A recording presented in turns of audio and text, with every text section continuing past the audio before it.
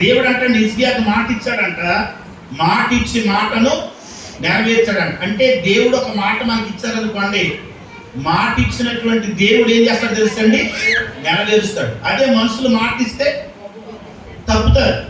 ఏమండి, మనుషులు మాట ఇస్తారు కానీ కొన్ని సందర్భాల్లో మాట తప్పుతారు.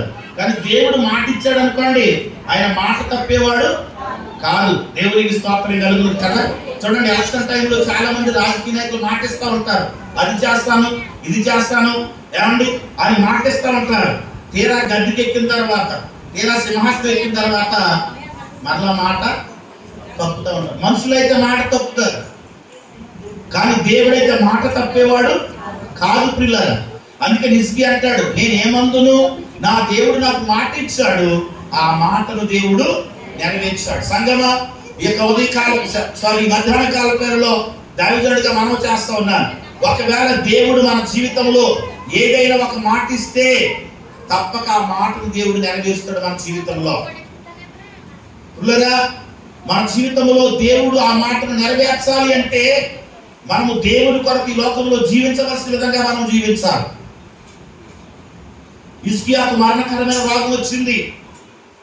హిజ్కియాకు మరణకరమైన రోగం వచ్చినప్పుడు యెషయా ప్రవక్తతో దేవుడు మాట్లాడంటున్నాడు, హిజ్కియా యొద్దకు వెళ్ళవయ్యా, హిజ్కియా కొద్ది దినాల్లో మరణం అయిపోతాడు కనుక నీ వెళ్ళి ఈ వార్త చెప్పు హిజ్కియాకని యెషయా భక్తుని పంపించాడు. యెషయా భక్తుడు హిజ్కియా ఇంటికి వచ్చాడు. హిజ్కియా, ఇదిగో దేవుడు నాతో మాట్లాడాడు, నీతో ఇలాగ చెప్పమన్నాడు, కొద్ది దినాల్లో నువ్వు చనిపోతావంట, నీ ఇల్లు చక్క పెట్టుకోమని దేవుడు చెప్పమన్నాడు అని అన్నాడు. ఎప్పుడైతే హిజ్కియా ఈ మాట విన్నాడో, విన్నటువంటి హిజ్కియా గోడ తట్టు తన ముఖము తిప్పుకొని కన్నీరు కార్చి ఏడవటం మొదలు పెట్టాడు. ఏమను, ప్రభువా, అయ్యా, ఇదిగో నీ కొరకు నేను ఈ లోకములో ఎలా బ్రతికానో, ఎలా జీవించానో నువ్వు చూసావు కదా నాయనా, నేను ఎంత యథార్థముగా ఉన్నానో, నీ కొరకు ఎంత నమ్మకంగా బ్రతికానో అని ప్రార్థన చేయటం మొదలు పెట్టాడు. ఎప్పుడైతే యెషయా ద్వారా ఈ వర్తమానం హిజ్కియా దగ్గరికి వచ్చిందో వెంటనే హిజ్కియా ప్రార్థన చేస్తున్నాడు, ప్రభువా, నీ సన్నిధిలో నేను ఎలా బ్రతికానో, నీ సన్నిధిలో నేను ఎలా ఉన్నానో, నీ సన్నిధిలో నేను ఎలా నడుచుకున్నానో, నీ కొరకు ఈ లోకంలో నేను ఏ రీతిగా బ్రతికానో నీకు తెలుసు కదా ప్రభువా, నీకు తెలుసు కదా నాయన, నా నడకేంటో, నా పడకేంటో, నా జీవితం ఏంటో, నా బ్రతికేంటో నీకు తెలుసు కదా ప్రభువా అని ప్రార్థన చేయటం మొదలు పెట్టాడు. నీ కొరకు యథార్థముగా ఉన్నాను, అనుకూలముగా ఉన్నాను, నీ దృష్టికి నమ్మకముగా ఉన్నాను అని హిజ్కియా ప్రార్థన చేయటం మొదలు పెట్టాడు. కన్నీళ్లు విడిచి ప్రార్థన చేస్తా ఉన్నాడు. వెంటనే దేవుడు ఆ ప్రార్థన విన్నాడు. దేవునికి స్తోత్రం. నమ్మకస్తుని యొక్క ప్రార్థన విన్నాడు. యథార్థపరుడని హిజ్కియా ప్రార్థన విన్నాడు. దేవునికి అనుకూలముగా జీవించేటువంటి హిజ్కియా ప్రార్థన దేవుడు విన్నాడు. ఎందుకంటే అతడు దేవుని దృష్టికి యథార్థముగా ఉంటున్నాడు, అతడు దేవుని దృష్టికి అనుకూలముగా ఉంటున్నాడు, అతడు దేవుని దృష్టికి పులరా చక్కగా జీవిస్తా ఉన్నాడు. ఇదంతా దేవుడు పులరా ఒకసారి జ్ఞాపకం చేసుకున్నాడు. జ్ఞాపకం చేసుకున్నటువంటి దేవుడు మరలా తిరిగి యెషయాతో మాట్లాడుతున్నాడు. యెషయా, నువ్వు మరలా తిరిగి హిజ్కియా యొద్దకు వెళ్ళి అంటున్నాడు. ఏ ప్రభువా, ఇప్పుడే కదా, ఇదిగో నువ్వు మరణమవుతావంట, ఇల్లు చక్క పెట్టుకోమని చెప్పి వస్తున్నానంటే కాదు, అతడు ప్రార్థన చేస్తా ఉన్నాడు. ఏం చేస్తున్నాడు? ప్రార్థన చేస్తా ఉన్నాడు. ఇదిగో అతడు నా కొరకు యథార్థంగా బ్రతికాడు, అతడు నా కొరకు నమ్మకంగా బ్రతికాడు, ఇదిగో నా దృష్టికి అనుకూలంగా నడిచాడు. దేవునికి స్తోత్రం కలుగునుగాక. దేవుని సన్నిధికి వస్తున్న నీవు నేను ఎలా ఉంటున్నాను, దేవుని మందిరంలో ఉంటున్న నీవు నేను ఎలా ఉంటున్నా దేవుడు చూస్తున్నాడు.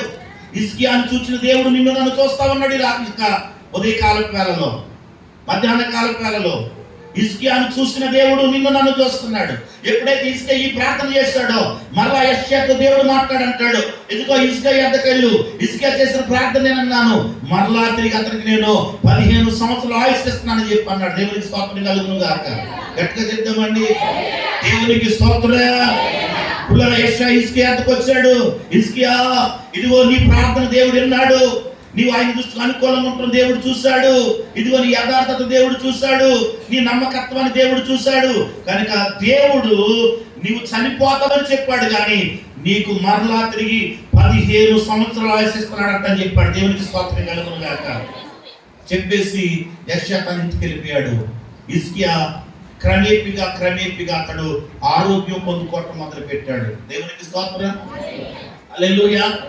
అలాగ ఆరోగ్యం పొందుకున్నటువంటి హిజ్కియా అంటున్నాడు, నేనేమందును, నా దేవుడే మాట ఇచ్చాడు.